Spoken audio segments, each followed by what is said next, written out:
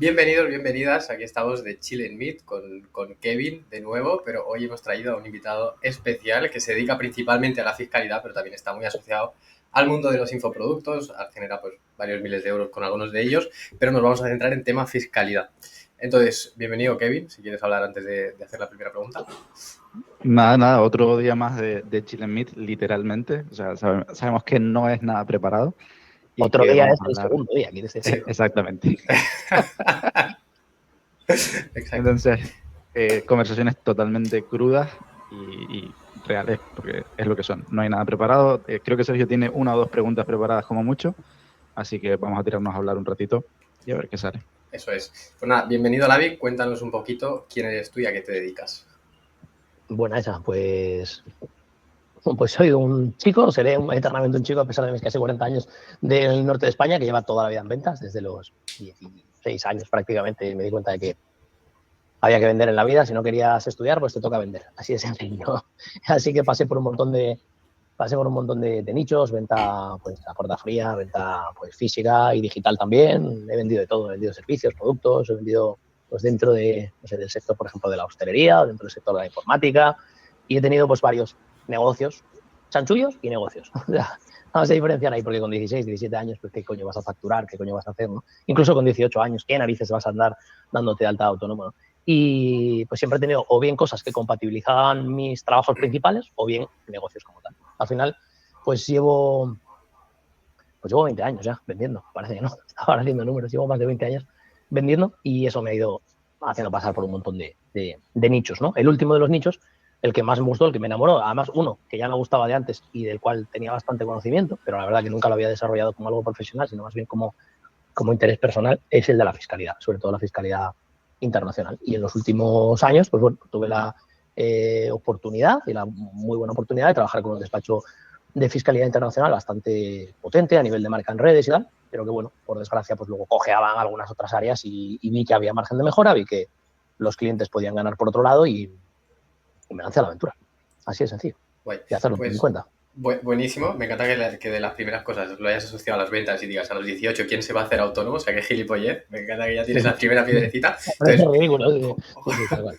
justo diciendo eso, me encantaría que explicases, pues, alguien joven, alguien que tiene, pues, vamos a poner entre 20, 30 años, está emprendiendo, está generando sus primeros miles de euros, ¿qué le aconsejarías a nivel fiscal a esta persona? O sea, le dirías, oye, ábrete y hazte autónomo y ya está, monta una SL, vete de España, ¿cuál sería tu consejo? Bueno, lo primero, pies en la tierra. Quiero decir, que hayas vendido una vez no quiere decir que vayas a vender dos. Que Alguien hayas que ya vendido... está vendiendo, alguien que está, pues oye, pues 3.000, 4.000 euros, que no le va todavía bien, pero que va por buen camino. Bueno, 3.000, 4.000 euros muchos firmarían ya, ¿eh? O sea, de hecho, eh, es también un sesgo que tenemos la gente que estamos en el mundo digital, que no nos damos cuenta, y te lo digo porque he visto mucho cliente en gestoría y tal, que realmente sales a la calle y te aseguro que de todos los comercios que hay en tu calle, la inmensa mayoría, si no todos, ninguno gana 4.000 euros. No También, llegan a 4. limpio. Ninguno. O sea, ninguno, te lo digo de verdad, ninguno. O sea, he visto de todo tipo de negocios que ganan pues poco más que un sueldo, a veces dos sueldos, vamos a decir, ¿no? Que se lleva el propietario del negocio a casa y con eso pues ya son autónomos y ya tienen una SL o ya tienen lo que sea, ¿no? Entonces, más que cuál es el punto en el que hay que saltar o cuál es el umbral o qué hago en el momento que empiezo a ganar 3 o 4 mil euros, no hay una solución mágica, no hay un vehículo mágico, no hay un, si llegas aquí, tienes que hacer esto, no lo hay. Lo que hay que hacer es plantearse, lo primero, tu contexto personal, ¿no? Yo es lo que hago siempre, por ejemplo, en consultoría. Siempre, la primera etapa es la parte personal. Entonces, quiero saber, oye, quién eres, cómo vives, tienes una hipoteca, tienes un alquiler, hay niños, no los hay, te vas a quedar en el país en el que vives, te vienes a España, te vas de España, te vas a otro país, quiero entender un poco tu contexto, principal, actual, digamos, y luego de futuro. ¿A qué estás dispuesto? ¿A qué no? ¿Qué es lo que quieres hacer? ¿No? ¿Hacia dónde quieres crecer? No solo personalmente, sino también con el negocio. Hay que ver los números que tienes ahora mismo en el negocio, cómo los has generado, cuánto tiempo llevas generándolos y sobre eso ver cuál es el mejor camino en el futuro que encaje contigo. ¿Vale? Porque quizá, pues no sé, queda con Kevin, encaja pues ser autónomo, quedarse en Canarias y seguir trabajando desde ahí, perfecto, pero quizá para mí no, ¿vale? Quizá para mí no. Y luego también hay una cierta línea gris, vamos a decir, que hay gente que está dispuesta a pasar y gente que no está dispuesta a pasar, ¿vale? Yo con 16 años sí, 14, 15, 16 años, pues las cosas en casa pues iban realmente mal. Iban realmente mal. Yo no lo sabía porque con 15 años nadie te cuenta esas cosas, ¿no? Pues el negocio familiar se fue a pique. Imagínate, pues crisis del ladrillo, post-2008, empresa de reformas. O sea, literal al pozo, ¿vale? Pues un día estaba en mi casa, pues, no sé, con esa edad que podría estar haciendo, jugar al Half-Life, al Counter-Strike, alguna cosa de estas, alguna mierda de estas, y se fue la luz. Se fue la luz, hostia, que era la luz, los plomos, tal, no sé qué, no funciona. No se fue, nos han cortado. Así de sencillo, ¿no? Hostia de realidad. Entonces, coño, hay que entender el contexto de cada uno. Yo desde ese momento entendí que, o sea, había algo, había un ente, había alguien que había decidido cortarnos la luz, que se estropeara la comida de la nevera, que no pudiera cocinar con la vitrocerámica, que no pudiera entretenerme y que fuera un drama. Nada, en 24 horas la factura estaba pagada, ¿vale? Pero eso era un drama para un niño de 15 años. O sea, con 15, bueno, todavía empiezas a entender. La verdad que las generaciones de ahora son bastante espabiladas. Antes con 15 años éramos tontos, sinceramente. Pero, coño, empiezas a entender que hay alguien ahí que pisa tu cuello contra el bordillo y puede apretar mucho. Puede apretar mucho. Y yo desde ese momento dije, ni de coña me someto a eso, ¿sabes? Ni de coña. Dentro de mi círculo familiar, pues había otro familiar que también siendo empresario era el más pirata de los piratas. El más pirata de los piratas. Y yo no dije, quiero ir por la vía de un negocio normal, un autónomo normal, una empresa normal. Dije, no. Aquí el que vive bien es ese. El que vive bien es ese. El que consigue que esa bota del Estado no le apriete el cuello. Y desde entonces, pues he seguido esa línea. Entonces, ¿qué ocurre? Yo, con mi contexto, estoy dispuesto a una serie de riesgos que probablemente Kevin no, o tú, Sergio, no. Entonces, hay que entender también qué consecuencias tienen esos riesgos y si tú estás dispuesto o no a asumirlas. Yo entiendo que alguien puede no querer ningún tipo de consecuencia y ningún tipo de riesgo. A ver, la vida siempre tiene riesgos, incluso aunque seas autónomo o tengas una SL, eso también tiene riesgos. O sea, estamos hartos de ver gente que lleva 4 o 5 años desarrollando su negocio tan tranquilo, pagando una barbaridad de impuestos y luego de repente les llega pues una inspección y les hunden la vida, les quitan la casa o tienen una deuda para 10, para 15, para 20 años. Lo hemos visto. O sea, hacer bien las cosas no implica no tener riesgos. Por eso te digo que entonces la solución no puede ser para todos la misma y no le puedo decir a alguien que está generando 3 o 4 mil euros con su primer emprendimiento, date de alta autónomo. Ahora, lo que sí le diré es, oye, vamos a entender cuál es tu contexto, cómo estás generando ese dinero, de dónde viene, a dónde va, en qué lo vas a utilizar. Y sobre ese contexto vamos a ver lo que necesitas. Y hay muchos clientes a los que les tengo que decir, tienes que ser autónomo, punto. No te lo vas a saltar, tienes que ser autónomo. O le voy a decir, oye, por el tipo de uso que quieres hacer de ese dinero, quizá no te compensa ser un autónomo, igual es mejor que empieces ya con un autónomo societario, con una sociedad, ¿vale?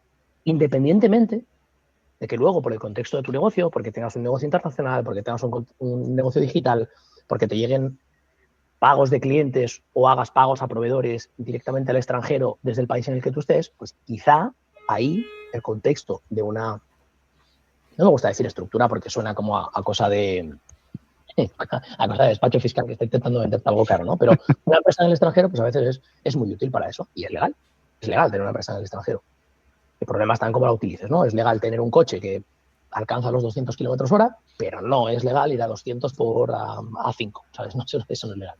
¿Vale? Vale. O sea, es muy, muy interesante lo que has dicho de poner límites y tal, porque aquí pues los tres hemos vendido fiscalidad en algún momento de nuestra vida. Bueno, tú ahora lo sigues haciendo. Pero es súper curioso porque muchas veces la gente te dice, no, yo me quiero quedar en España, o sea, yo no me voy porque mi familia, mi novia, mis hijos, mi lo que sea, pero yo no quiero pagar. Entonces, la gente, claro, o sea, la realidad, y esto todos lo sabemos, es, si te vas de España, pues tu tributación empieza a ser mejor, más favorable y tal. Esa gente que quiere quedarse en España, ¿qué consecuencias tiene al quedarse en España y no irse? Tanto a nivel, si lo hace bien, como si pues, empieza a utilizar diferentes LLCs o lo que sea. Solo tiene una consecuencia. Una, es residente fiscal en España, por tanto, sus obligaciones de tributación mundial están en España. Es decir, todo lo que ingrese de forma personal o en una entidad en atribución de rentas que podría ser una LLC, ¿no? Todo lo que ingrese ahí, técnicamente, me da igual si es por un trabajo, por un negocio, por el alquiler de una casa en Colombia, o sea, me da exactamente igual, porque ese ingreso tiene unas obligaciones de tributación en España, ¿vale? Eso no quita que si ese dinero previamente ha pagado impuestos en el país donde se ha generado, pueda haber un convenio de doble imposición que regule, oye, perfecto, has pagado 50 allí, te faltan otros 10 por pagarme a mí, genial. Pero la única condición que cambia para alguien que está literalmente dentro del país es que tiene que pagar por sus rendimientos mundiales en el país en el que está. En general, en la mayoría de países occidentales, ¿vale? Cada uno tiene evidentemente sus condiciones. Te hablo de España en concreto, que al final es de donde más gente probablemente vea esto.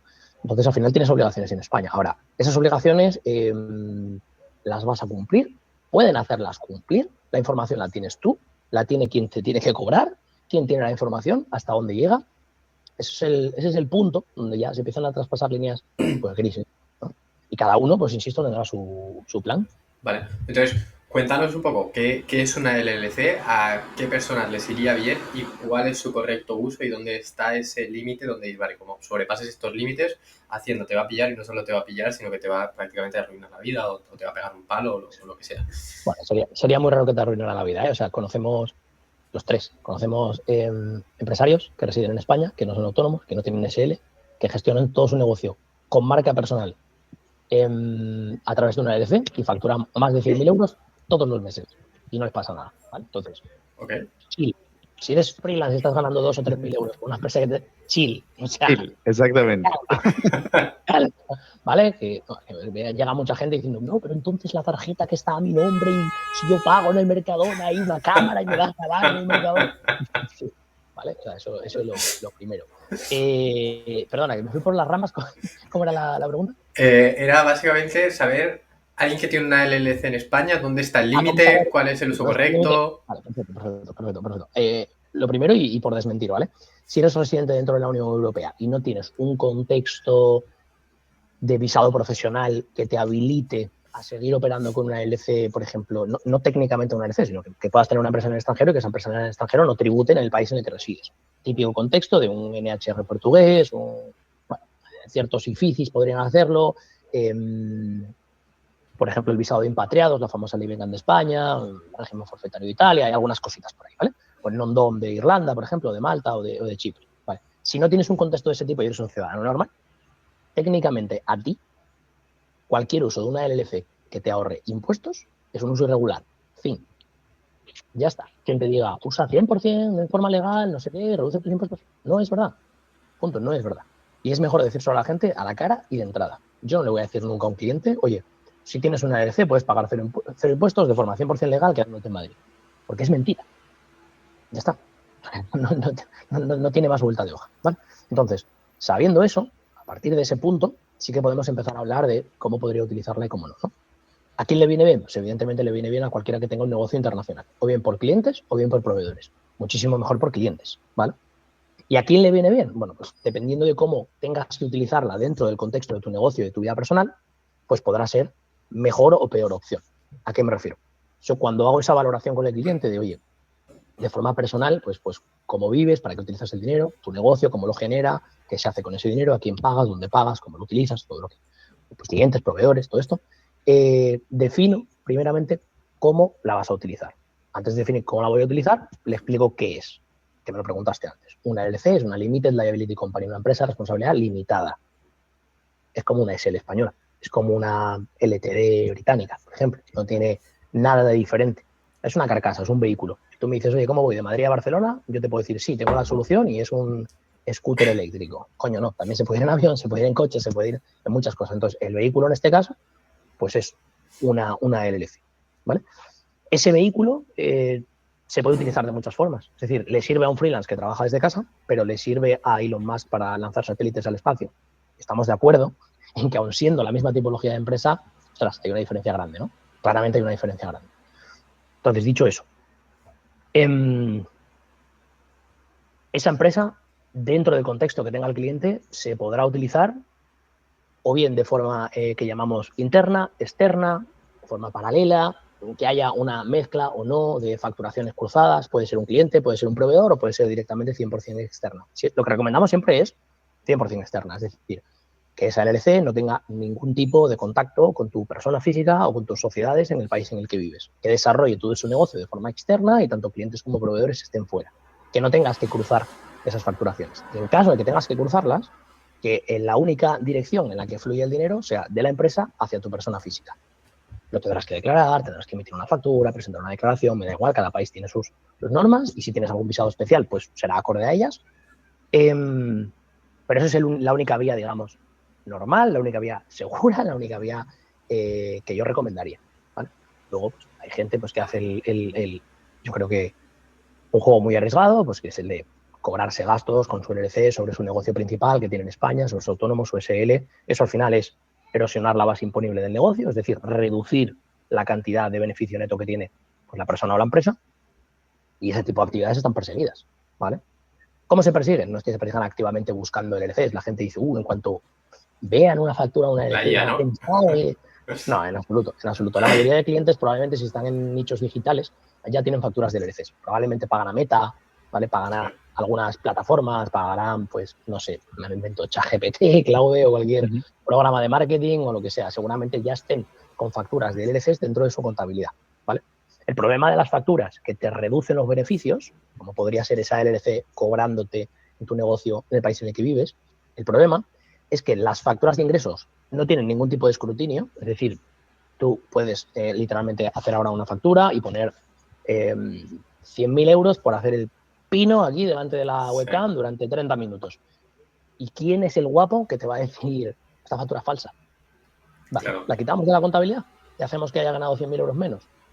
Hacienda no es tonta, te va a decir, no, la dejamos. La dejamos, no jodas, no la dejamos. Que eso ha incrementado tu base imponible y te hará pagar más impuestos. Ahora, ¿qué facturas se someten más a escrutinio? Las de gastos, las que reducen lo que ganas y, por tanto, los impuestos que pagas. Ahí es lo lógico. Y cuando uno se pone a analizar ese tipo de facturas, pues hay ciertas facturas que no llaman la atención, las que contra un proveedor hayas intercambiado menos de 3.000 euros dentro de ese mismo año porque no figuran en el 347, que es un modelo que básicamente los empresarios tienen que presentar, identificando pues, los pagos que han hecho a diferentes proveedores, ¿no? O clientes por más de 3.000 euros, ¿no? Ahí hay una casación, si el sujeto A presenta una factura de 3.000 y el sujeto B no la presenta, pues Hacienda le va a decir al sujeto B, oye, que A me ha dicho que tienes una factura de 3.000, ¿dónde está? ¿Dónde está lo mío, no? Vale. Entonces, ese tipo de facturas, las que a final de año superan más de 3.000 euros en acumulado, pues llaman más la atención. Y dentro de que llamen más la atención, no hay ningún problema. No nos engañemos. O sea, cualquier empresa normal, cualquier bar, copistería, peluquería, cosas que veo alrededor de mi ventana, todos tienen proveedores de más de 3.000 euros al año, seguro. O sea, que es imposible. Si estás haciendo un negocio, Sí, sí. algo gastas. Es que ¿No? 3.000 no es Más de nada para 3.000. un proveedor. Claro, Total. 3.000 no es nada. 3.000 no es nada. Anual, ¿eh? Entonces, Anual. claro, entonces no hay ningún problema en que esa factura exista. Lo que hay un problema es en si se puede o no justificar esa factura. Es decir, si yo tengo, este ejemplo, mira, se ve muy claro, ¿no? Tú imagínate que tienes un local, vas a una tienda de pinturas, te compras pintura, ¿no? Y coges tu factura y dices, bueno, como voy a pintar mi local, pues esta factura claramente es deducible. O sea, voy al gestor y que me la pase a la contabilidad, ¿no? Y allí pues pone pues 10 botes de pintura de 10 litros en color verde. ¿Vale? El día de mañana, no tiene por qué, pero el día de mañana al final esto es pura estadística. Si trabajas en un sitio con alta presión fiscal y los inspectores fiscales están incentivados en encontrar problemas y en sancionarte, incluso aunque no sea verdad, porque al final su palabra está por delante de la tuya, y si no estás contento, vamos a un juicio, allá tú. Pues el problema que hay es que esa factura es difícilmente demostrable que es un gasto del negocio. Es decir, si yo te pregunto, perfecto, Sergio, esta factura de pintura, yo considero que no es deducible. Tú me dices, no, coño, pero si he comprado esa pintura precisamente para pintar el local, vale, demuéstramelo. Okay. ¿Cómo demuestras tú que esa pintura ha ido a pintar tu local? No, mira, es que el local es verde. ¿Y? ¿Quién me dice a mí que no has pintado tu casa, la casa de tu prima? ¿Vale? Esto ocurre mucho, por ejemplo, en hostelería, ¿no? Todos los clientes que tienen negocios de hostelería casualmente nunca compran en ningún sitio la compra de su casa, ¿no? La paga la empresa. Casualidad. No, ya compras formatos domésticos para tu restaurante gigante y acaban en tu casa, lógicamente, ¿no? Y ahí, pues bueno, se entremezcla y es más difícil de demostrar, ¿no? Pero en el caso este del bote de pintura, pues tío, no tienes salida, no tienes cómo demostrarle que ese bote de pintura se gastó en eso. Sin embargo, la factura es de un pintor que indica pintar un local de 120 metros en la calle no sé qué, número tal, en color verde. Ya, esa factura sí que es deducible. Esa factura claramente es deducible y ningún inspector va a decirte que no. Va a decirte que probablemente esa factura es mentira. Pues lo mismo ocurre con las facturas de las LLCs.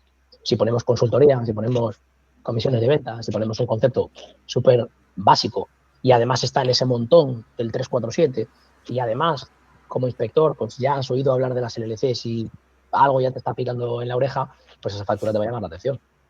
Punto. Y te la podré poner en duda. Si te la pongo en duda, oye, igual no puedo demostrar que esa empresa es tuya, igual no puedo demostrar que ese gasto pues no deberías tenerlo, pero sí que puedo empezar a tirar del hilo, ¿no? Y si te puedo decir, Sergio, Kevin, esta factura no te la acepto. Y a ver, ¿hasta dónde te revuelves tú?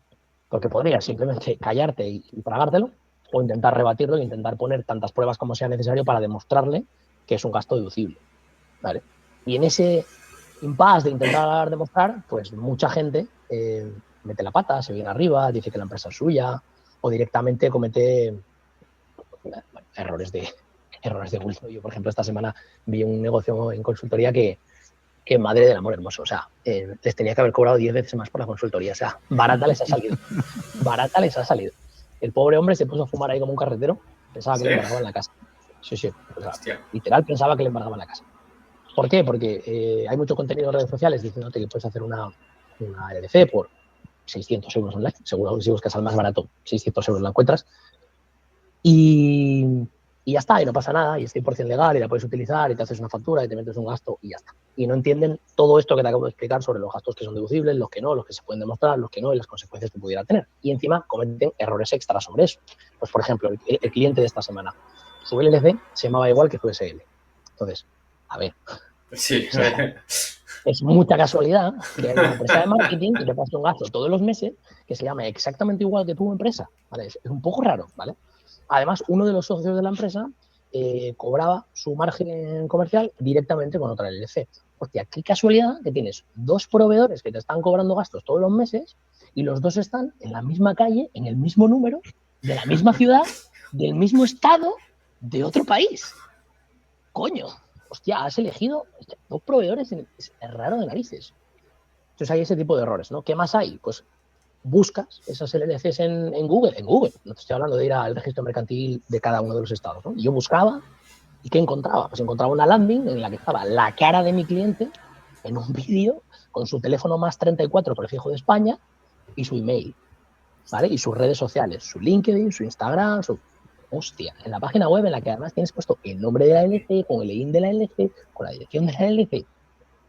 Pero no quedándonos en eso, resulta que vas a sus facturas, no, perdón, a sus contratos, a los contratos que firmaba la LLC con los clientes, que el único cliente que había era él en España, y el responsable era él. Es decir, utilizas tu nombre, apellidos y tu número de identificación fiscal español para firmar como representante de la LLC por ese gasto que te están cobrando todos los meses. Bueno, pues errores de este tipo hay así, hay montones, hay montones. Entonces, claro, hay que tener, al final me he ido por las ramas, os he explicado un montón de cosas, espero que os haya dado contexto suficiente, Sí. Sí. pero ahí es donde se ve quién puede y quién no puede utilizar una LLC. Lo cierto es que si no tienes negocio en España y no lo vas a relacionar, decíamos ese uso externo, ¿no?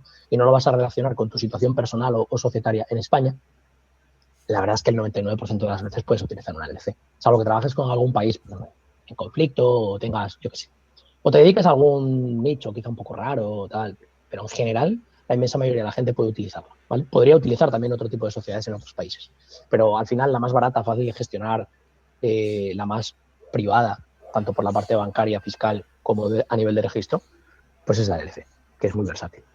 Vale. Y te un Por poco... yo, perdóname, Sergio, por yo abrirte un melón, Lavi, porque es algo que yo siempre le doy vueltas y nunca me termina de cerrar y siempre me genera cierta incomodidad los bancos y la privacidad de los bancos. Vale. Mira, yo dentro de la plataforma privada de clientes que tengo, bueno, antes de nada le digo a la gente que ni se le ocurra ver la información que está dentro de la plataforma hasta que hayan pasado por consultoría, ¿vale? Puede haber ahí un decalaje de algunos días, ¿no? Porque evidentemente cada contexto es diferente. Entonces yo siempre hago una primera distinción antes de hablar de bancos, y es los bancos, normalmente mi cliente es europeo, ¿vale? Los bancos europeos y los bancos 100% de base americana. Voy a diferenciarlo de otra forma, los bases 100% de base americana y los que están fuera de Estados Unidos. Ahí está la diferencia, esa es la diferencia, ¿no? Entonces, cuando estamos hablando de un banco 100% americano que opera para un negocio 100% americano, no hay absolutamente ningún tipo de intercambio de información, ni automático ni bajo petición. Nunca, jamás. Me da igual quien lo pida, me da igual que sea un funcionario, que sea un juez, ¿vale? Ese banco no va a contestar a nadie. Lo primero, porque no puede legalmente contestar a nadie, no puede dar información a sus clientes, por mucho que un juez de otro país, que a veces la gente se cree que Hacienda o la policía o que los jueces son omnipotentes, y no lo son, ¿vale? Eso vaya por delante. Pueden tener mucho poder dentro del propio país en el que están, pero no más allá de las fronteras, ¿vale? Incluso dentro del propio país muchas veces se cachondean de ellos, ¿no? Y indultan a gente a la que han condenado, ¿no? Por ejemplo. Pero fuera de las fronteras son unos don nadies. Son tenidos en cuenta, evidentemente, pero no pueden ordenarle a nadie hacer nada. Vamos a decirlo así, claro. Entonces, esa petición de información, si va a un banco, el juez ni siquiera lo va a hacer, porque sabe que el banco no va a contestar. Y como mucho, lo hará a una hacienda. Si el banco está dentro de Estados Unidos, la hacienda americana se va a limpiar el culo con esa petición, ¿vale? Para que esa petición incluso llegue a la hacienda americana, primero debe pasar por un juez local. Es decir, yo detecto una empresa en Delaware, por ejemplo, en Nuevo México, y quiero saber quién está detrás de esa empresa y hago una petición. ¿A quién?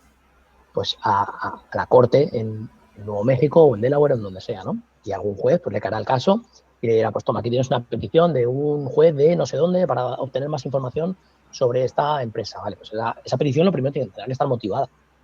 No vale una sospecha de que hay algo raro. Y luego, sobre todo, tendrá que haber detrás de esa petición una irregularidad o un delito de algún tipo en el lugar donde está ese juez. Porque que tú estés haciendo algo irregularmente en un país no quiere decir que en otro estés haciendo algo irregular. De hecho, el 99% de los clientes, por no decirle 100%, no son el 100% porque hay un pequeño perfil, hay un 0.5% de la gente que lo hace rematadamente mal, pero vamos a decir que el 95% de la gente o más hacen un uso 100% legal, legítimo, regulado dentro de los márgenes de la legalidad de su empresa en Estados Unidos. Por lo tanto, ese juez, cuando le dicen, no, es que creo que podría estar pasando esto, ese juez dirá, eso aquí es legal, aquí no hay nada raro, es una empresa de Estados Unidos que está facturando, que está, bueno, venga, vamos a decir que lo escala, ¿no? Y envía peticiones pues al IRS, al registro mercantil. El registro mercantil, lo primero que cuando ya decimos que es privado, no es que sea privado porque esconda información, sino porque no la tiene, ¿vale? Esto es importante. Ojo, porque he visto empresas en registros mercantiles supuestamente privados, Delaware, Wyoming, Nevada, Nuevo México, pero que están mal registradas, que a la hora de registrarlo, pues han puesto su nombre completo, de hecho tengo un ejemplo dentro de la plataforma, su nombre completo y su dirección en España. Hace no mucho estaba con un cliente en llamada, dije, él ya tenía una sociedad, le digo, perfecto, dime el nombre de la sociedad, y automáticamente le dije su nombre, apellidos y su dirección en Marbella, donde vivía. Se quedó pálido. Dijo, pero si es un registro mercantil privado. Digo, sí, pero si lo usan mal, ¿no? ¿Vale? Entonces, esa petición, por un lado, de información, si el registro está bien hecho, pues es un callejón sin salida, no va a ningún lado, y luego habrá una petición al IRS. El IRS ya de entrada, muy malo tiene que estar, o sea, muy mal tiene que estar montadas las cosas y mucho volumen has tenido que tener, como para que siquiera quiera un poco tirar del hilo. Pero en caso de que quiera tirar del hilo, no tiene una comunicación directa y automática como la que puede tener España, ¿no? Con los bancos nacionales, sino que tiene que hacer una petición de información a esos bancos y esos bancos luego contestarán. Y esos bancos al final lo que van a reflejar pues, va a ser que hay una serie de entradas, una serie de salidas, que es un comercio normal, que no te está relacionando con ninguna persona turbia, con ningún negocio extraño, con ningún país que esté sancionado. Entonces, realmente lo que va a haber pues, es una contabilidad más o menos organizada, ¿vale? Pero va a haber una empresa normal. Entonces, no va a entender que hay algo que reportar. Le dirá al juez que no hay absolutamente nada que reportar y el juez ni siquiera contestará. ¿Vale? Okay. Entonces, realmente es un callejón sin salida siempre. Incluso para pasar esa barrera del juez adelante, yo no lo he visto nunca. Nunca. Nunca. O sea, se oyen historias de terror de todo tipo. Yo creo que es puro marketing, sinceramente.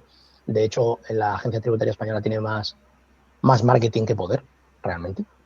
Y cuanto más la conozco, más lo descubro. Hace no mucho escuché, no sé si fue a Monje Malo o a no sé quién fue, decir que Hacienda pues, son ese grupo de personas que trabajan ahí en una oficina y que cuando vas a ver los medios que tienen, pues levantan así la pantalla de su ordenador con un bloque de folios, ¿no?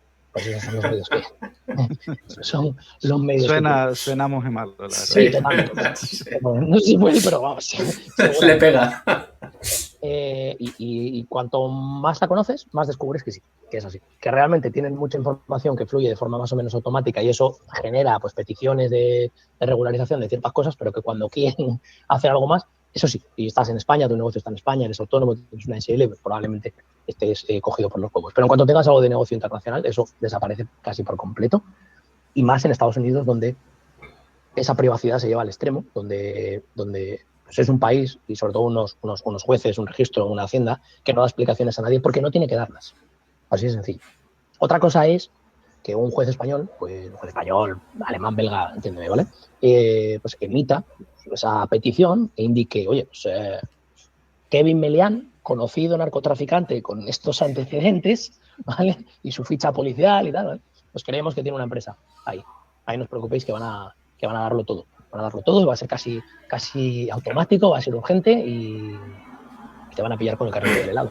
Pero si tienes un negocio legal, si tienes un negocio legítimo, incluso aunque no lo estés declarando adecuadamente en tu país, Estados Unidos no va a colaborar de ninguna forma. Vale. Sigue Aunque siendo un vaya negocio legítimo. Pedro Total. Sánchez de rodillas a pedir la información, no se la van a dar. Sí, es algo súper ilegal. Yo tengo una duda que seguro que también os la han preguntado alguna vez y es, vale, entiendo que a nivel económico pues Estados Unidos puede tener su interés de que todo el mundo quiera montar el LLCs. Al margen del tema económico, ¿qué interés tiene Estados Unidos de que cualquier persona pueda montar una empresa en Estados Unidos y que al no residir ahí pues no tribute? ¿Cuál es su interés ¿Cuál es el interés del país? del Quieres país? decir. Del país. Ese es el gran elefante en la habitación, ¿no? Sí. El de, ok, ¿qué sentido tiene que todo el capital del mundo venga a mi territorio, no tribute y qué gano yo a cambio? ¿No? Si las tasas de registro de una empresa al final son 25, 50, $200, en el peor de los casos, ¿no? ¿Qué beneficio puede obtener? Y lo cierto es que he pensado en ello un montón de veces, ¿vale? Y lo primero que ganan es seguridad interna, porque todo esto del intercambio de información y demás, todo esto surgió muy a continuación. De hecho, el CRS surgió por eso, después del atentado de las Torres Gemelas del 11 de septiembre en Estados Unidos, ¿no? Vídeo desmonetizado ya automáticamente, ¿no? Básicamente, después de ese atentado, hubo un gran movimiento por parte de Estados Unidos para intentar que hubiera unas normas de transparencia internacional para prevenir el blanqueo de capitales y la financiación del terrorismo, pues muy avanzadas, ¿no? Han ido mejorando con el tiempo, poquito a poco, ¿no? Y por eso se desarrolló el CRS. El CRS, de hecho, fue impulsado por Estados Unidos, firmado por el 95% de países del mundo. Algunos lo integraron desde los primeros días y otros están en periodo de integración y otros lo integrarán de aquí a unos años, pero en general, más o menos, la mayoría de países lo tienen. Sobre todo, bueno, que luego mucha gente me dice, no, si hay un montón de países que no lo tienen, ya cabrón, pero ni quieres pisarlo, ni quieres tener tu dinero allí, ni, o sea, no, lo siento mucho, no quiero tener mi dinero en una empresa, en una dictadura africana, o sea, no quiero, lo siento, llámame loco, ¿no? Quiero tener mi dinero en un lugar donde se cumpla la ley, donde la fiscalía sea clara, donde las normas no cambien y donde se me respete, ¿no? Entonces, a raíz de eso, empezó ese intercambio de información, pero para protegerse a ellos. Es decir, lo que te pase a ti en tu país a mí me da exactamente igual. Ellos lo que pretenden es que la información se comparta con ellos. Y de hecho, tienen su propio protocolo para compartir esa información. Tampoco sé si si lo han hecho, digamos, queriendo, de forma voluntaria, o es que realmente son incapaces de aplicar otro protocolo. Y es que esto es una cosa que descubres mucho cuando empiezas a trabajar con el IRS y demás. Descubres que es un puto desastre. O sea, son un desastre por completo, ¿vale?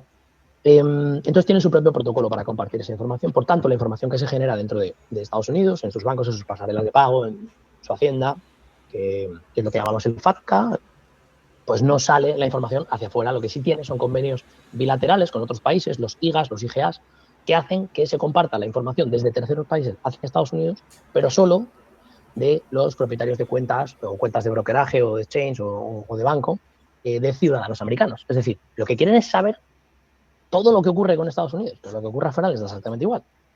El resto de países, pues sí que se intercambian información entre todos ellos, pero Estados Unidos no comparte información con nadie. Entonces, ¿qué ventaja obtienen? Obtienen, lo primero, muchísima información, muchísima seguridad nacional, no ceden absolutamente datos a nadie, imagínate, intentan no ceder ni comercialmente ni de ninguna forma, pues como encima cederte información de ese tipo tan sensible, ¿no? Tampoco te la ceden. Y lo último, la mejor conclusión a la que yo he llegado después de valorarlo con mucha gente, es que claramente lo que refuerzan pues, es el comercio mundial en dólares.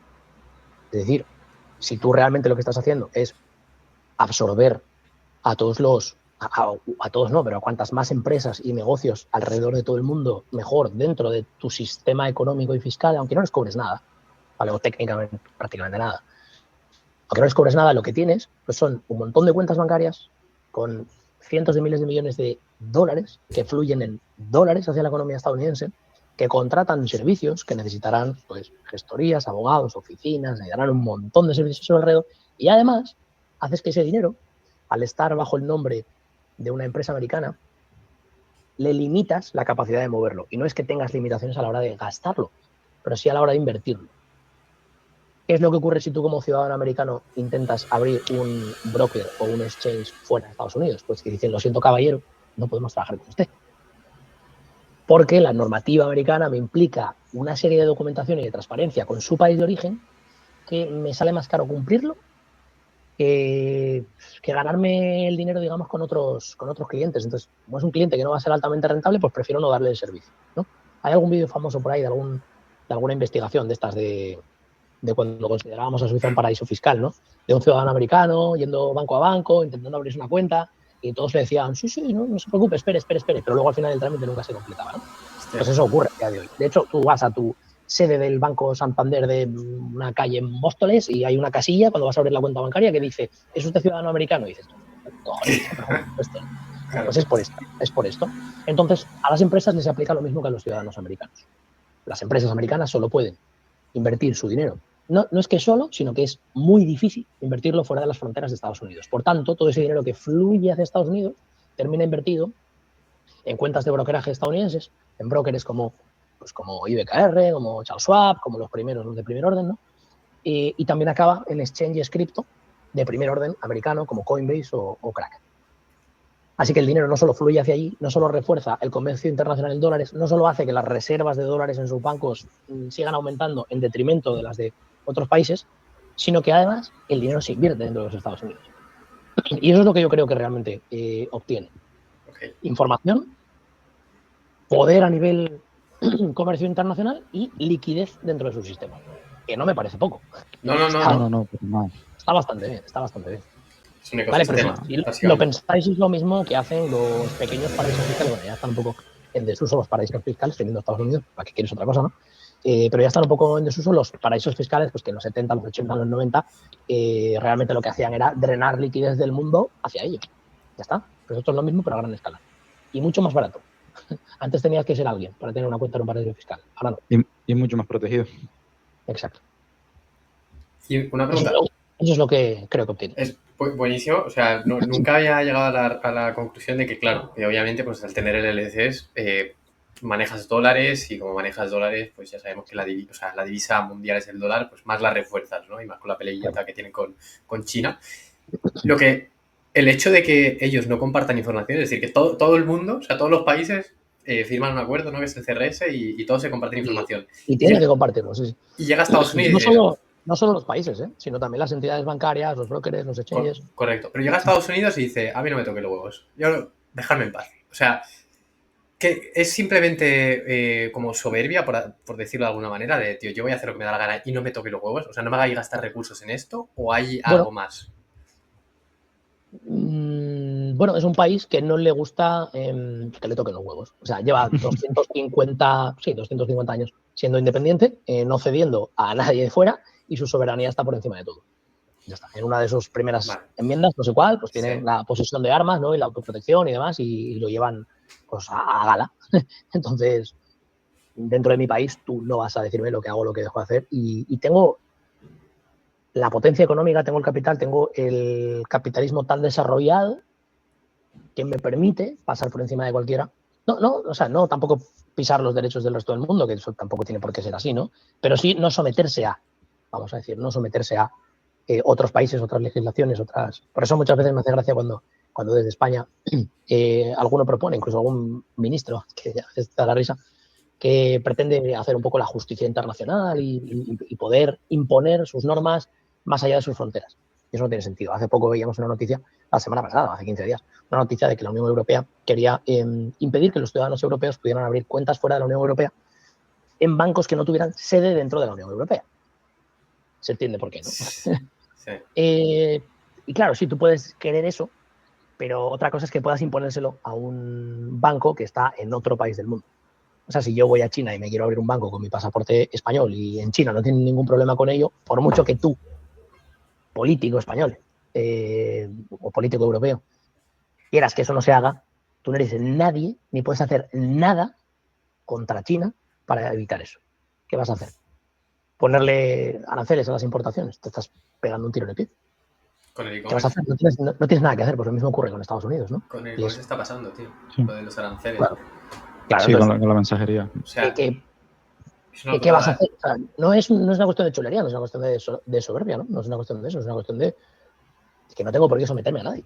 ¿Por qué tengo? Es que nunca he entendido eso, ¿no? ¿Por qué tenemos que, no sé, pues, ayudar a Marruecos, ahora, por ejemplo, que está tan de moda en las últimas semanas, por desgracia? ¿Por qué tenemos que ayudar a Marruecos con las patrullas de su frontera? ¿Por qué tenemos que darles dinero para, no sé, para escuelas o para lo que sea. Oye, que está muy bien, la colaboración internacional, pero luego ese dinero se pierde, no se sabe a dónde va, no se sabe en qué acaba. Y no, o sea, y no olvidemos que es una dictadura.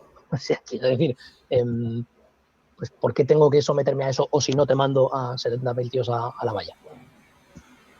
Y si no quiero y pongo más policías en la valla, pues eso es lo que hace Estados Unidos, no se somete. Punto. Sí. Además, tiene la influencia para hacerlo y lo vemos siempre en conflictos internacionales. Siempre vemos que tiene la influencia para decir que no, marcar un límite y Ya está punto. aquí. Punto. Claro, si eres un país socialista arruinado de mierda como Cuba, pues ¿a quién te vas a imponer, no? Pues tragas con lo que sea y por favor mándame petróleo que no tengo para encender las farolas, que las enciendo con gasolina, ¿sabes? ¿Sabes? Pues claro, ahí está el punto. Es admirable. Por poner dos países que son Sí, por prácticamente poner dos. fronterizos por apenas unos kilómetros de mar y que son pues, justo lados opuestos de esa forma de trabajar. Es admirable. Cuba se somete a lo que se tenga que someter de cualquier país que le ayude. Sí. A mí me encanta porque muchas veces los criticamos porque los americanos son como este estereotipo de soy americano, ¿no? Y si habéis conocido a alguno, pues soy americano. ¿Qué quieres que te gane, no? Como la frasecita esta. Pero sí que es verdad que te da envidia porque hacen lo que les da la gana, tienen esa superioridad y no les rinden cuentas a nadie, que al final es un poco esa libertad que también buscamos dentro de nuestro negocio. Son unos paquetes, No, sí, obvio. No has trabajado con muchos, pero son... No muchos. Bueno, pues... Sí. Bastante, vamos, mi experiencia trabajando con ellos y por Estados Unidos, malísima, vamos. ¿Sí? O sea, malísima en el sentido, no mala, ¿no? La experiencia ha sido buena, pero que malísima en el sentido de que no son competentes. No son competentes. Es cierto que si quieres competir es el mejor país donde competir, pero en general la población en general no es muy competitiva. Oye, interesante.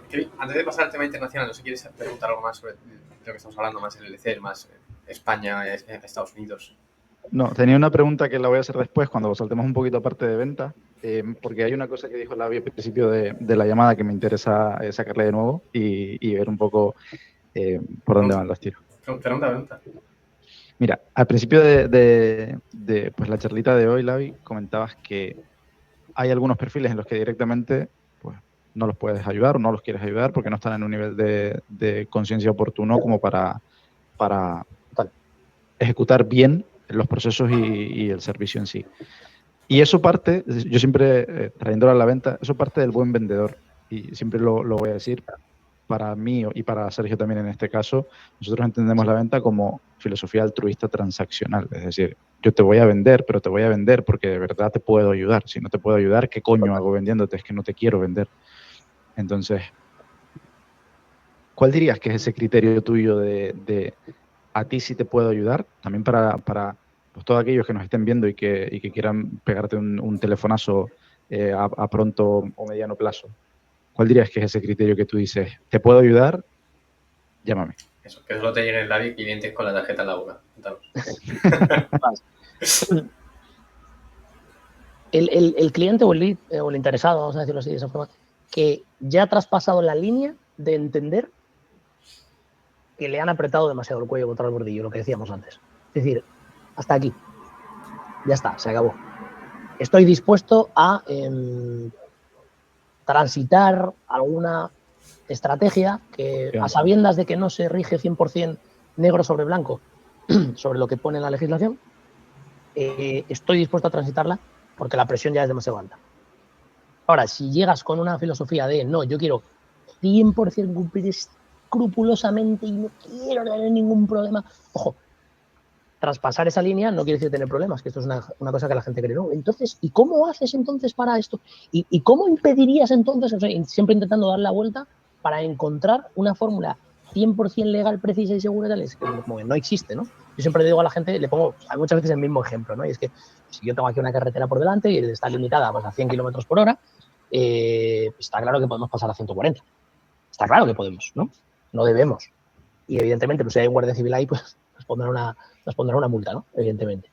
Pero que tú puedas transitar por ahí a 140 no lo convierte en legal, pero tampoco lo convierte en peligroso. Más allá de que podemos hablar, ¿no? No lo convierte en peligroso. De por sí, si yo te digo dónde está la Guardia Civil y yo te digo dónde está el radar, tenemos clarísimo que en este tramo intermedio podemos ir a 140, de forma segura. De forma segura. Entonces, yo es lo que siempre digo a la gente. Si no estás dispuesto a soslayar pequeños límites ahí, traspasar pequeños límites de forma segura, pues es mejor que ni lo intentes. Porque estás engañado por el algoritmo, estás engañado por los hooks, por los ads, por el algoritmo diciéndote que se puede hacer y que hay una fórmula 100% legal y estás tratando de conectar unos hilos que no se pueden conectar. Esa persona que llega con esa actitud de intentar conectar todos los puntos antes de empezar, yo directamente ni siquiera intento responderle a todo eso, sino que le digo, mira, está claro que no tienes el punto de conocimiento ni conciencia todavía como para entender que esta solución es 100% aplicable a ti. En una llamada aquí de media hora no te la voy a solucionar, pero es que tampoco te la va a solucionar los 25 vídeos que te has visto antes en YouTube. Así que te propongo una cosa. Le hacemos un downsell, literalmente, y le vendemos la consultoría por adelantado, luego te la descuento del servicio. Si con eso te quedas tranquilo, genial.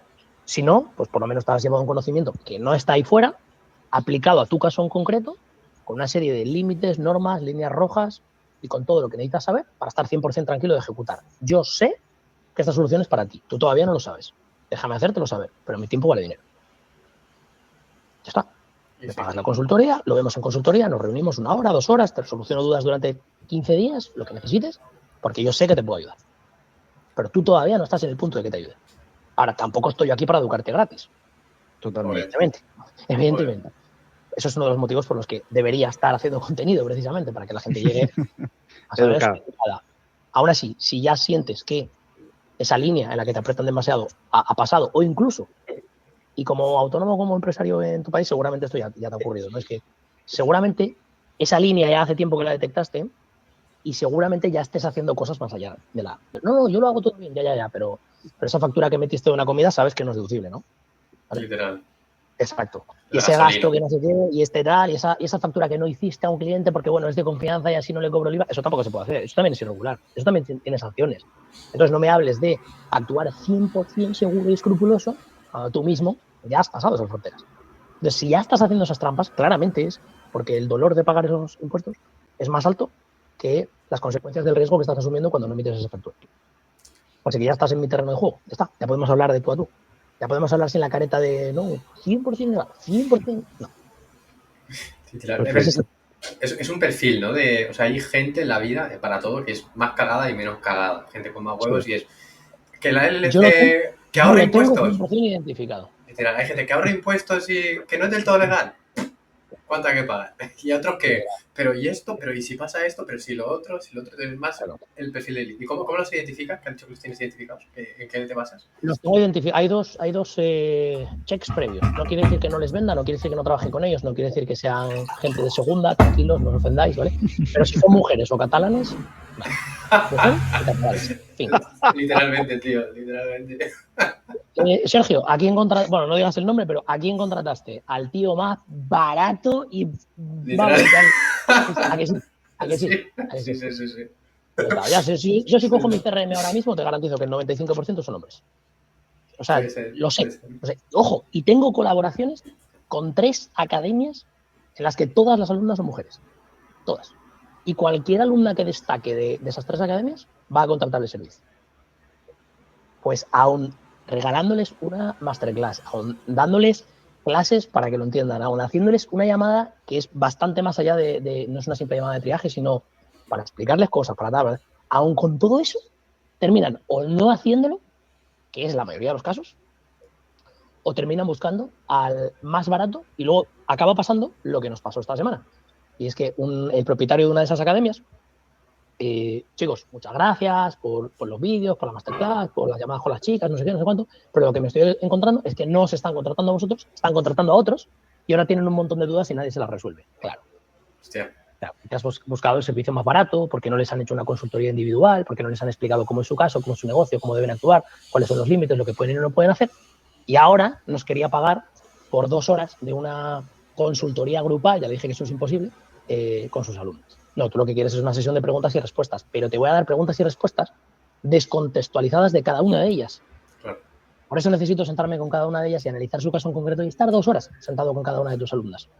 De nada me sirve que ahora me ofrezcas pues 600, 1.000, 3.000 euros, me da exactamente igual, por sentarme a resolverles dudas. Porque dentro de 15 días van a tener otra duda que no han planteado, o porque han escuchado que a su compañera le he dicho una cosa y a ella igual no le aplica. No van a aplicar. Exactamente. Así que esos son los dos perfiles, mujeres y catalanes. La pela es la pela, tío. La pela es la Sí, pela. sí, yo cuando estaba en ventas, cada vez que veía una mujer o un catalán y se detectan por el apellido o la dirección, ese tipo de cosas, en el CRM, yo es que era como, ya entraba con A ver, ¿cómo Secado ya. ¿Cómo acabó la llamada, no? ¿Cómo acabó la esto es llamada? Lo tiempo antes perdido. posible. Sí. Intentaba dar el precio cuanto antes. Tal cual. Son perfiles muy distintos en ese aspecto también, ¿no? En el de la venta del hombre y la mujer. El hombre siempre tiende a más riesgo, a más, es un poco más machito también en ese sentido, en el sentido tradicional de la palabra. Es Porque le verdad, puedes tío, tocar ¿no? el ego también. Le puedes Sí, tocar. sí, sí, sí. Sí. Sí. No, nunca me había parado a pensarlo de ese modo en la toma de riesgos de fiscalidad, pero tiene sentido, hace mucho sentido. Sí. Al final es pasar barreras, punto. ¿Cuántas barreras has pasado? Ya. Sí. Ya está. Cuantas más Literalmente. barreras hayas pasado, más fácil es que te venda. También te Más digo, fácil es que te dé el servicio, porque entiendes el valor realmente. Entiendes el valor realmente. Por ejemplo, me llega gente que todavía ni siquiera ha sido autónomo ni nada. Y que te dice, no, en los últimos 3 meses he facturado 20 o 30.000 euros. Y como empiezo a ganar dinero, me gustaría organizar esto de los impuestos. Y es como, a ver, campeón, que con 20 o 30.000 euros te estás metiendo en un jaleo increíble. Que tú no puedes pasar 30.000 euros por tu cuenta bancaria. No, pero no es todo beneficio, ya, pero es que si no estás declarando nada, Hacienda va a creer que los has ganado. claro. Sin embargo, el que llega y solo gana 3.000, pero es autónomo, yo puedo decir en esa llamada, perfecto, ¿y cuánto te cobra tu gestor? No, 80 euros, perfecto, son X al año. ¿Cuánto pagas de cuota? 500, o sea, son 6.000 más al año. Ok, o sea que tienes unos gastos fijos de 7.000 al año, nada más por abrir la persiana. Ok, perfecto, vale. Y ahora sobre tus facturas, ¿a quién vendes? Ok, o sea, eso lleva un 21% de IVA. Ok, o sea que de tu ticket, realmente, pierdes este 21% más estos gastos fijos. A ese tío, en el momento en el que le digo, porque los precios son un poco variables, ¿no? Son 1.500, son 1.800, son 6.000 euros. Me dice, joder, es barato. Ayer mismo apliqué una subida de un 20% más o menos, no, ni siquiera lo calculé, un 20% más o menos al ticket básico y el primer cliente me dijo, joder, es muy barato. Le di el link y me pagó. Salí de esa reunión, hice una consultoría, llegué a otra reunión de ventas y me pasó exactamente lo mismo. Se lo voy a explicar y me dijo, joder, es muy barato. Full pay de nuevo. Entonces, realmente que yo te pueda ayudar, tengo claro cuándo te puedo ayudar, que tú estés dispuesto a ayudarte a ti mismo haciendo ese desembolso, dependerá del punto en el que estés. Cuanto más te hayan apretado el cuello contra el bordillo, más fácil es que empieces a moverte. Claro, cuando llegas con, bueno, me acaban de contratar de un proyecto, va a haber un ticket de 5.000, seguramente Todo te pájaros pagan en el aire. entre 6 y 7.000 al mes, ya ahora sí, todavía no los has visto, ¿sabes? Todavía no los has visto, todavía no sabes ni si vales para cerrar ese ticket. Literal. Que de hecho de esos hay muchos, ¿no? Muchos pájaros en el aire. Claro, yo esos no los llevo ni a llamada. Obvio. Le digo, cuando tengas el primer cobro, le dices a tu empresa que te retenga el pago y montamos la estrategia. Pero antes no. Total, tío. No, pero que yo lo quiero tener todo atado antes, perfecto. Downsell, consultoría. ¿Lo quieres tener todo atado? Lo vemos ahí. Y ahí es cuando dicen, no, pero lo haré más adelante, ¿no? A este tipo de gente. No, claro, igual es demasiado pronto. Perfecto, pues ya me avisas cuando... Cuando tomes la decisión vuelves, tío. pero tú piénsalo, tú entras a un bar y dices, hoy me siento súper cansado, me vendría muy bien un chute de energía y te dice el camarero, un expreso, un café con hielo. No, todavía voy a ir al parque, voy a dar una vuelta y luego vuelvo, ¿sabes? Solo venía a mirar qué marca de cafetera tenías y qué marca de café. Y si tenías leche de soja. ¿A qué coño vienes? Tan real como la vida misma, tío. ¿A qué Es vienes? que ¿A hasta qué vienes? duele, tío. Al parque y cuando de verdad quieras el café, entras por la puerta y preguntas si tengo leche de soja. Así es sencillo. Tal cual, ¿Sabes? tío. Tal cual, pero bueno, Total. un poco de masturbación mental y sentir que estoy montando un negocio, estoy empezando un proyecto, fiscalía es importante, voy a perder mi tiempo, ¿no? Y justifico esa parte de la jornada laboral. En realidad es un poco Y así. ojo, la edad no tiene nada que ver, ¿eh? Porque los dos clientes estos que te digo tenían 22 años, 21 años, 23 años. Luego te llega gente de 50 súper indecisa. Ya. Me llegó hace poco un político catalán, mira. Hostia. Sí. Bueno, Y, ex político, tuvo que dejar la política. De un partido independentista catalán. Era. ¿Cómo se llaman los que están alrededor de los alcaldes? Es que yo la política cago olímpicamente para ella. Pues no diputados. sé. No, de diputados no, eso es a nivel nacional. Dentro de dentro de un ayuntamiento, pues está el... Concejales. Eso, concejal, efectivamente. Concejal de festejos y cosas de ese tipo, eventos y deportes y cosas de ese De tipo, ¿no? juventud y tiempo Y libre. tuvo un escándalo porque metió a la mujer enchufada en alguna empresa pública del ayuntamiento. El tío me dijo que estaba políticamente expuesto, entonces evidentemente te voy a buscar en Google, cabrón. Si me dices eso, te voy a buscar en Google, ¿no? Y lo encontré, ¿no? Y todo el tío tuvo que dimitir y tal. Pues un señor con los huevos pelados, con hijos, con mujer, con casi 50 y pico años, ¿no?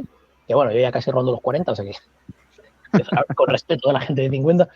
Y llegamos a la llamada y claro, el tío no había emprendido en su vida.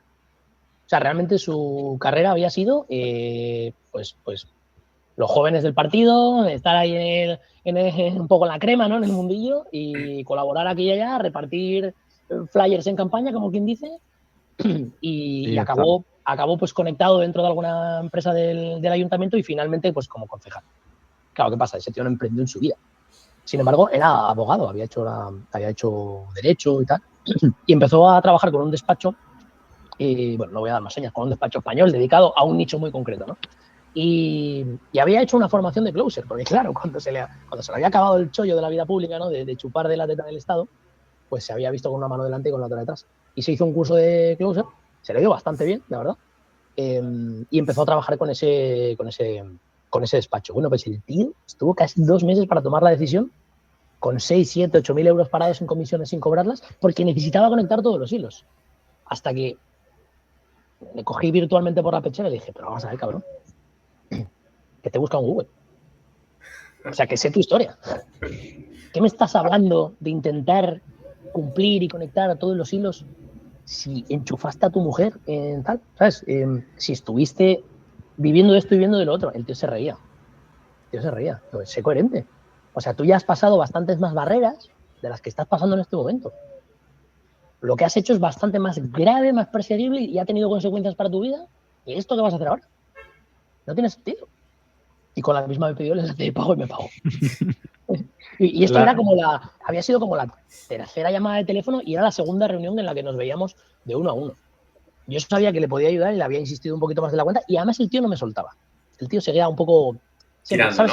¿no? Este lead que no tienes que perseguirle, que te hace el follow-up, Sí. que te viene a preguntar y que no sé qué y qué tal. Y claro, cada día que pasa, vende más, acumula comisiones que tiene sin cobrar, Claro. cada día le duele más. Entonces, ese es el mejor seguimiento que le puedes hacer a un cliente. Cuando un cliente tiene un problema que aumenta con el tiempo, no solo por el pago de impuestos, que ahí sí puedes tirarle por, vale, perfecto, pues oye, nos vemos le dices la fecha de la próxima trimestral, ¿no? Del próximo IVA, del próximo... Bueno, o sea, el follow-up no te lo voy a hacer yo, te lo va a hacer Hacienda. ¿Sabes? Cuando te pase la cuota, cuando te pase el IVA, cuando el gestor te vuelva a cobrar, ¿sabes? O por el otro lado, por el lado de los ingresos, en este caso, pues cada día que vendes, acumulas. Y yo siempre le preguntaba, ¿cuánto tienes ya acumulado? ¿Cuánto te deben ya? Porque el tío no lo quería cobrar. No quería cobrarlo y pasar por esa barrera del 50%, ¿no? de IRPF. O sea que se Jugando, hacía auto-follow-ups. jugando con la urgencia interna. El otro día estábamos hablando de Chris Voss y de la negociación y sí, lo tienes por ahí porque vi el dorso. Por cierto, el otro día estuve en... Hostia, no puedo decir el nombre. No puedo decir el nombre. Estuve con un negociador de primer orden español, bastante famoso en redes últimamente, discípulo también de Chris Voss.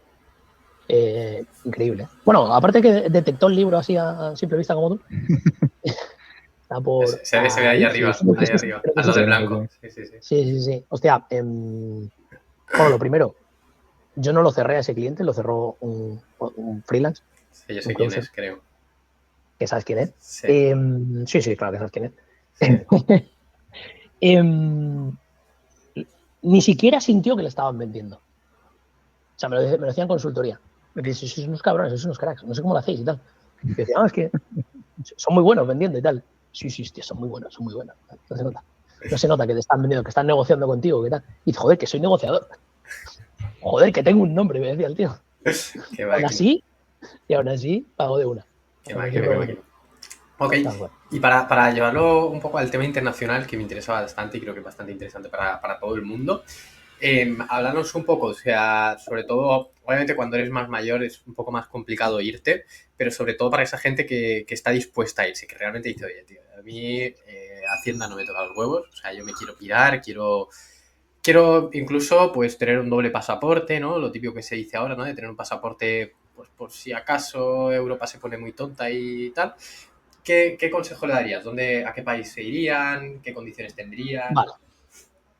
Vale, lo primero, y utilizando ahí un lenguaje que no me corresponde por generación, es, tú te quieres ir del país, quieres tener una empresa fuera, quieres tener un segundo pasaporte, un visado en otro lugar, o quieres vivir en otro lugar, por frontear delante de tus colegas, por decir que vives en Dubái, por decir que tienes una residencia paraguaya, o porque lo necesitas. Eso es lo primero. A la mayoría de la gente que me pide hacer un cambio de residencia le digo que no es tu momento. Yo te lo puedo vender ahora si lo quieres, pero te voy a explicar los dos motivos por los que podrías hacer un cambio de residencia. Y el primero es estilo de vida, quieres vivir otra vida diferente, quieres vivir en otro lugar diferente y aprovechando eso, pues quizá quieras o no organizar tu fiscalidad. No tiene por qué ir vinculado. Imagínate que te quieres ir a vivir al sudeste asiático. Pues realmente no vas a querer montar un negocio en el sudeste asiático, no vas a querer declarar en el sudeste asiático porque la normativa para ti va a ser confusa, no está en tu idioma, vas a trabajar con un gestor que tampoco sabe tu idioma, vais a hablar en un inglés horrible y va a haber un montón de cambios normativos y cosas que te aplican que te las vas a comer con patatas y que tienes un riesgo regulatorio alto.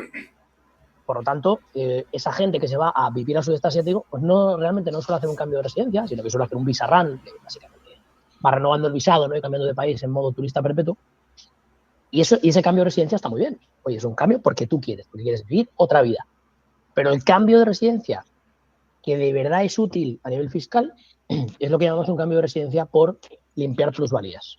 Cuando hablamos de limpiar plusvalías, tengo un capital depositado en qué sé yo, qué producto, qué sé yo dónde, qué sé yo qué empresa, qué sé yo qué cuenta, que todavía no ha pasado por ninguna hacienda a recoger su trozo del pastel, ¿no? Es decir, esas ganancias todavía no han tributado, de alguna forma.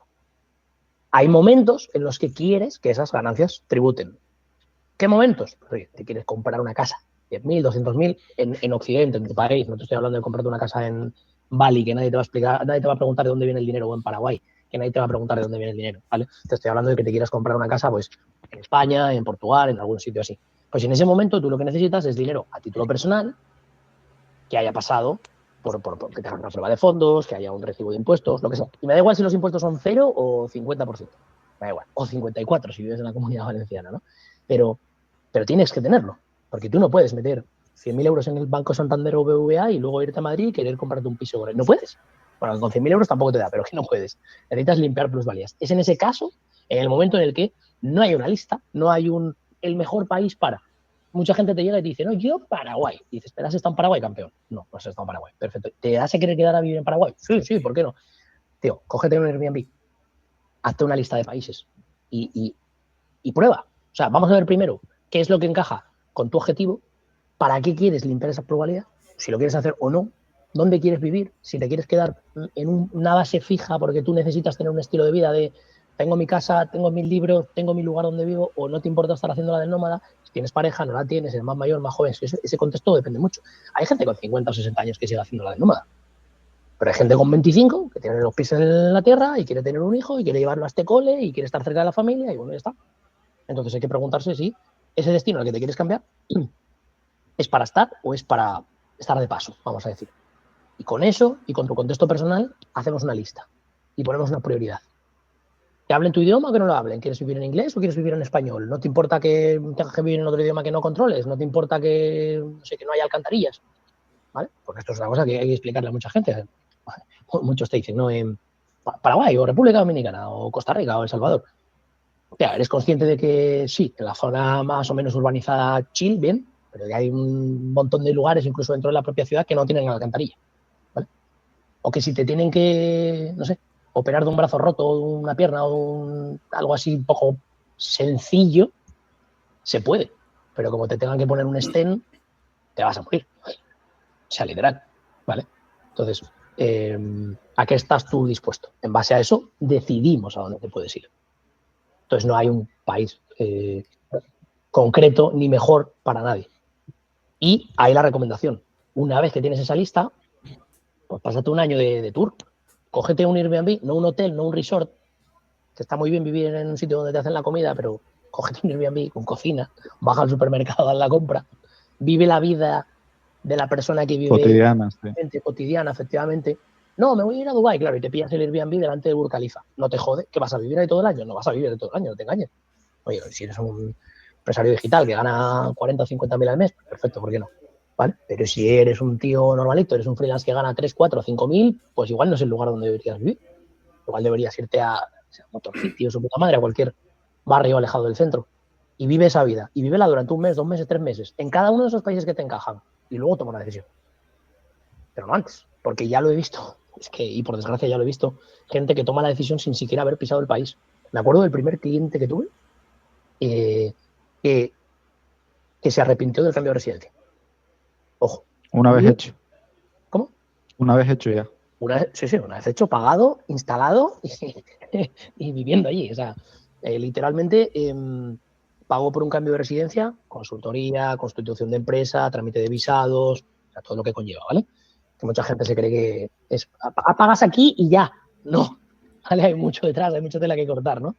Hay que programar hasta un Uber que te recoja y te lleve a una oficina, y hay cosas, detalles, ¿no? Y fotocopias que hay que hacer también, que la gente se sorprende. Pues pagó todo eso para trasladarse a Emiratos Árabes. Y lejos de, además, ser un visado único para él, era un visado para él y su familia. Es decir, que se trasladaba con un niño. O sea, él, su mujer, su hijo, empresa, visado, llegas allí y tienes que alquilarte algo. Los alquileres en Emiratos Árabes, por si no lo sabéis, no se pagan mensualmente, salvo que te vayas a zonas muy alejadas, un poco más subprime, tal, ¿vale? Pero en general se suelen pagar. En el centro se suelen pagar año por completo por adelantado. 12 mensualidades, plan. Y si no, pues hay algunas agencias que te pueden hacer 6 meses, 3 meses, bueno, es un poco más cómodo, ¿no? Pues me acuerdo que este hombre había pagado 6 meses de la vivienda sin haberla visto todavía, estamos hablando, ¿vale? Hizo el viaje, desembarcaron, maletas, papeleo, tal, y al mes y pico estaba arrepentido. Que si el cole del niño no sé qué, que si el transporte no sé cuánto, que si 1 hora de atasco para ir a tal, que si un montón de cosas.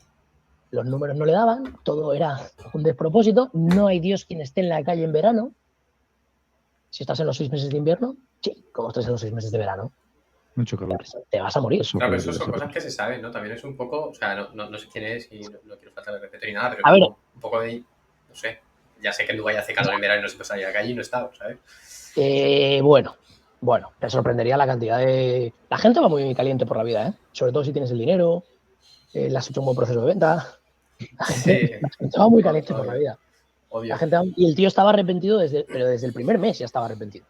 Desde el primer mes estaba arrepentido. También es cierto. Así es, la mayoría de la gente que se va a ese tipo de destinos que de verdad no les encajan 100%, acaban pasando 6 meses los justos y necesarios y luego se van a otro.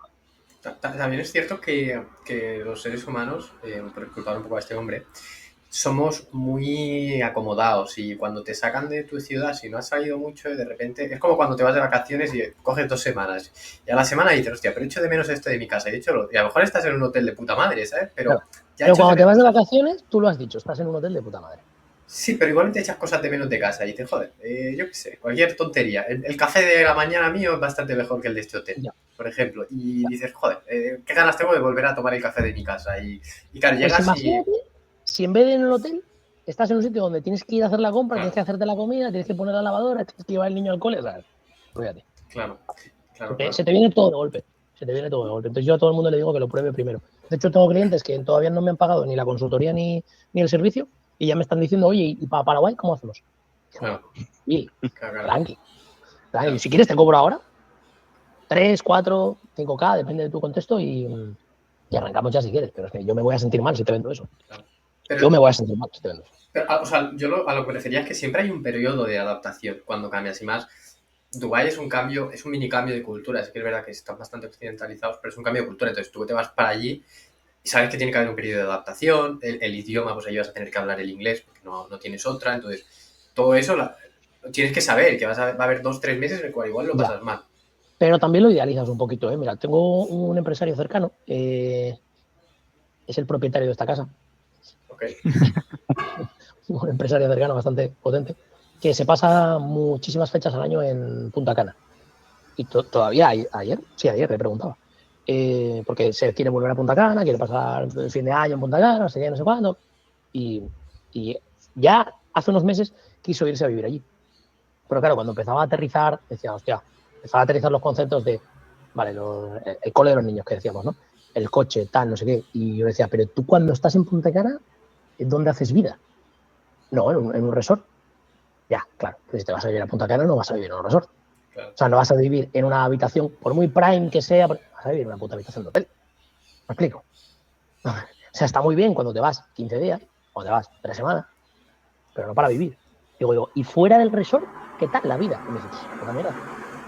Claro. La luz se va, el agua falta, hay que tener un depósito, la calle no está canalizada, hay ruido, las motos van sin tubo de escape, los coches pasan como brutos por allí, cualquier día te llevan por delante. Entonces, claro, no, a esa vida no. Claro. Tienes la vida idealizada de Punta Cana, resort, todo limpito, todo controlado, todo tal. Que no digo que no haya zonas espectaculares en Punta Cana donde puedes vivir, pero claro, depende si encaja contigo o no. Hay gente que puede hacer su vida en chanclas, cual hippie. Pero hay gente, pues como el perfil de este empresario, pues que no. Pues que necesita tener pues sus coches, de más de 80.000 euros, su calle privada de entrada a su casa en la que tira allí los vehículos de cualquier forma, su casa de 3 pisos con 2 internos trabajando todo el día. Claro, no, es que no es lo mismo. Por eso te digo que idealizas esos destinos y cuando haces el cambio de residencia y te vas a vivir la vida real, por mucho que tengas algo más de dinero, la cosa cambia. Oye, makes sense. Has mencionado la República Dominicana, has mencionado Paraguay. ¿Qué opinas de estos destinos? Que sí, son creo que de los de tributación más baja y más fáciles de ir, que mucha gente, pues incluso yo me planteo esa parte. ¿Qué opinas de estos dos destinos? ¿Son buenos, son malos? ¿La gente se arrepiente? ¿La gente no se arrepiente?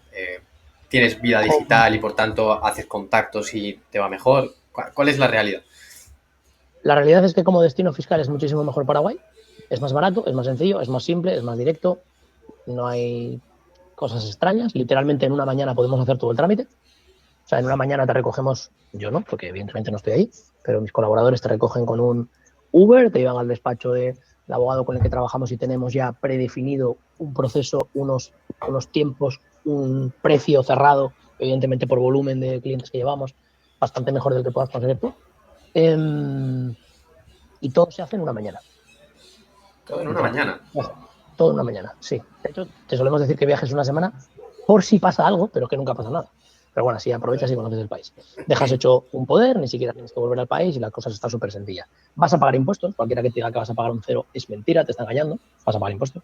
Pero claro, vas a pagar un 0,5, un 1, vas a pagar literalmente 10 o 20 dólares de impuestos al mes. Bueno, Desayuno. sí, No sí. es nada. No es nada, ¿no? Pero si no los pagas, a futuro puedes tener un problema. Entonces es mejor pagar 10 o 20 dólares y cuando estés a punto de renovar por la residencia permanente, que pagues un poco más, 100, 150 dólares. No estamos hablando de nada, ¿no? ¿Vale? Entonces, por esa parte, por la parte fiscal, Paraguay destaca, pero por la parte social y de vida, pues no. Asunción es aburrido, Asunción tiene un nivel económico bastante bajo. Evidentemente hay clases medias y altas y muy altas, como en todos los países, ¿no? Y más en América Latina, donde las diferencias son más palpables, son mucho más palpables. Porque las cosas caras son mucho más caras en los países más pobres, ¿no? Entonces, sí que por la fiscalidad bien Paraguay, pero por lo que es la vida social, el emprendimiento, tal, se queda muy, muy corto. Sí. No hay tantas cosas de ocio, que sí, que hay, te puedes ir a bajar un río en canoa, que hay cars, que puedes ir a ver las cataratas de Iguazú o te puedes ir de shopping a Ciudad del Este. Perfecto. Pero bueno, no es, evidentemente no te vas a encontrar un Madrid, un Barcelona, eso no te vas a encontrar, ¿vale? Claro. Os recuerdo que es un país de interior, no hay montañas, o sea, si te gustan las rutas de montaña, yo que soy de Asturias, fíjate, es plano, Paraguay, fin, es plano. Le pasa un poquito con el clima, pues lo mismo que le pasa a Irlanda. Por la mañana llueve y hace frío, en 2 horas hace un sol y te mueres de calor, luego viene la niebla, luego vuelve a llover, luego vuelve a hacer sol. Entonces, al ser plano y no hay ni una montaña, pues es lo que pasa. Decíamos que no hay playa, como mucho pues tienes ríos, ¿no? Ríos marrones. No de contaminación, que algo habrá, pero ríos marrones de lodo. Entonces, luego por otro lado está pues República Dominicana. Y es exactamente todo lo contrario. La gente habla muy bien de la fiscalidad dominicana, pero realmente no te habla de todo lo malo que te ocurre con la fiscalidad en Dominicana. Y es que es muy bonito sobre el papel, pero cuando quieres ejecutarlo, nada funciona. Lo que es un trámite de una mañana en Paraguay es un trámite que te puede llevar 6 meses, 8 meses, 10 meses. He visto gente 1 año y medio teniendo que ir de Airbnb y trampeando. Uy, disculpad, no sé si oísteis esos ruidos. Trampeando durante un año y medio, en general más de 6 meses, para poder finalmente tener sus cosas bien atadas y tener su fiscalidad bien hecha dentro de República Dominicana. Porque las cosas caen al último apartado del último cajón y parece que si no hay un poquito de aceite, pues no terminan de funcionar, ya me entendéis. Y en general no conozco a nadie que haya hecho un cambio de residencia a República Dominicana que lo haya solucionado todo en 15 días. Trabajan funcionarios españoles allí. Heavy eso. Que es un plazo más o menos normal, 15 días por un cambio de residencia. Tampoco te estoy diciendo, o un mes, venga, pero es que no conozco a nadie que lo haya conseguido en un mes, ¿vale? Y eso implica problemas, ¿sí? Implica problemas para los partners, porque el cliente se queja y es normal que se queje, ¿vale? Y sin embargo, pues ¿qué le ocurre con la vida social en Dominicana? Que es la hostia. O sea, os recuerdo que la isla se llama La Española. Es el primer territorio que se supone, ¿no?, que descubrió España por allá, el Colón y demás, ¿no? De hecho, culturalmente es la hostia. Pues tienes pues el primer hospital, la primera universidad, el primer de todo de América Latina. Pues todo empezó allí, como quien dice, ¿no? Y tienes mucha cultura, tienes mucha arquitectura bonita, origen español, tal. Evidentemente, pues, el ocio, la comida, la gente, el sol, la playa, o sea, todo es espectacular. Todo es espectacular. Y hay muchísima gente viviendo una muy buena vida, la gente es muy, muy alegre. Para la parte fiscal, aunque sobre el papel pinta bien, es un poquito complicado. Yo lo que veo interesante, por ejemplo, de tanto Paraguay como República Dominicana, es que los que estamos aquí en Europa viviendo, hay un montón de países, obviamente no los has visitado todos, pero quien más, quien menos, las principales capitales, Roma, París, todo esto, nos lo hemos visto, ¿no? Entonces, claro, gracias si no has estado... Vuelos de 50 euros. ¿El qué? Gracias a Ryanair y vuelos de 50 euros. Sí, básicamente. Pero tampoco los conocerías, como tus padres, seguramente. Exacto. ¿Sabes? Entonces, claro, te vas a Paraguay, no como a lo mejor destino final, sino, hostia, estoy teniendo un negocio digital, pago pocos impuestos y aprovecho y me conozco todo Sudamérica, porque tengo los cataratas de Iguazú de Asunción, si no me equivoco, son 2 horas en coche, creo, si no lo digo mal. Sí, tendrías que ver la carretera. Bueno, pues habrá que ir en avión, no lo sé, pero que está cerca, ¿no? Todo relativamente, pues puedes coger vuelos, pues ir incluso a México, aunque queda un poquito más lejos, a lo mejor pues son 5 horas de vuelo, 6 horas de vuelo, como que puedes visitar toda América, entonces lo veo guay por eso. No a lo mejor como destino final, pero sí como, oye, pues pasar una temporada, como el que se va a Australia a trabajar, básicamente. Pero para eso tienes sitios mejores. ¿Sí? Para eso, sí, mucho mejores. Para eso, precisamente, el aeropuerto de Punta Cana, que es el único aeropuerto privado que hay allí, es mucho mejor, porque evidentemente tiene un flujo de turistas desde todos los puntos de América, sobre todo de Norteamérica, hacia Punta Cana, constante, diario y demás. Aún así, el mejor lugar, el mejor destino, que yo considero, fiscalmente, a nivel de seguridad, a nivel de ocio, medios, que haya una sanidad decente, lo que decíamos antes. Si te rompes un brazo en cualquier lugar de América Latina, no te preocupes que te van a Asia o tal, te van a atender. Pero si hay que hacerte una intervención grave, tienes un problema en la cabeza, tienes un problema en el corazón, ojo, preferiría estar en Panamá, ¿vale? Panamá al final tiene un sistema médico de primer orden, ¿vale? Mitad público, mitad privado, pero de primer orden, o sea, es muy barato y muy bueno en calidad. El sistema fiscal es muy claro y muy transparente. Realmente no aplican las normas de sede de dirección efectiva, en el fondo no las aplican. Sí que tienen CRS, pero si vives allí no tienes nada que esconder. Realmente tú estás declarando tus impuestos de una forma correcta en el lugar en el que estás y por lo tanto acabarás pagando 0 o cercano a un 0. La forma de aplicar es muy sencilla, muy clara, no tiene grises, no hay riesgos, es todo súper smooth. Además estás en literalmente el Miami de la América Latina, o sea, si Miami ya es América Latina, Panamá lo es mucho más, o sea, tienes esa zona de ciudad que puede ser el equivalente pues al downtown, a Brickell o incluso al South Beach de Miami, pero también tienes la zona rural si la quieres. La calidad de vida, de la comida, de la gente es espectacular, es un país muy seguro en ese sentido, evidentemente como en todo, ¿no? Hay barrios y hay calles donde no deberías meter, lógico. Y además de todo eso, tiene el hub aeroportuario más importante de toda América. Es decir, es el aeropuerto internacional más importante de toda América porque recibe y envía más vuelos a todos los destinos del mundo. Okay. Así que si quieres tener esa movilidad, si quieres tener fiscalidad, si quieres tener seguridad, si quieres vivir en un país de primer orden, si quieres vivir en una choza en el monte o en un penthouse vistas al mar en una planta 35 en el downtown, pues puedes hacerlo. Panamá como destino. Panamá como destino, sí. Parece que ya no está de moda, pero para mí es, cuando pones las cosas sobre el papel, es el mejor, de largo. Realmente es el Dubái de toda América. Sí. O sea, destinos de segundo rango siempre hay. ¿Quieres ir a Malta? ¿Quieres ir a Chipre? Vale, están bien, es Europa, lo que tú quieras, ¿vale? Pero son un poco aburridos. Y Sí. Malta, sobre todo, muy pequeño, ¿no? Conocemos a un empresario, los tres, que dice que en Malta, en verano, él vive en Malta, hay que ponerse de lado por las calles, porque si no, no Ya hay quien ves. pase, ¿no? No hay quien pase. Sí. Pues eso, y tienes destinos un poquito de segunda, oye, te quieres ir a Vietnam, te quieres ir a sitios así, ok. ¿Quieres ir a un destino de primer orden dentro del bloque un poco Asia-Europa? Pues o te vas a Singapur o te vas a Dubái. Ahora, dentro de América, el único que compite en igual calidad es Panamá.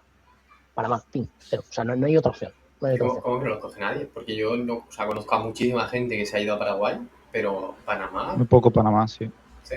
Claro, porque cuando hacen el cambio de residencia, lo primero de todo es quién les vende el cambio de residencia. ¿Lo deciden ellos o lo deciden porque alguien les está vendiendo eso? Igual que hemos puesto de moda Paraguay en los últimos 5 años, mañana podemos poner de moda Bolivia, que tiene unas condiciones prácticamente iguales que las de Paraguay. ¿Sí? ¿Y por qué no ponemos de moda Bolivia? No tiene marketing, no es exótico. No tiene marketing, exactamente. No es exótico, tal. Bueno, exótico Paraguay, escúchame, que es un país de Centroamérica, plano como una bandeja de camarero, sin ocio ni nada que hacer. ¿Vale? Entonces, Sí.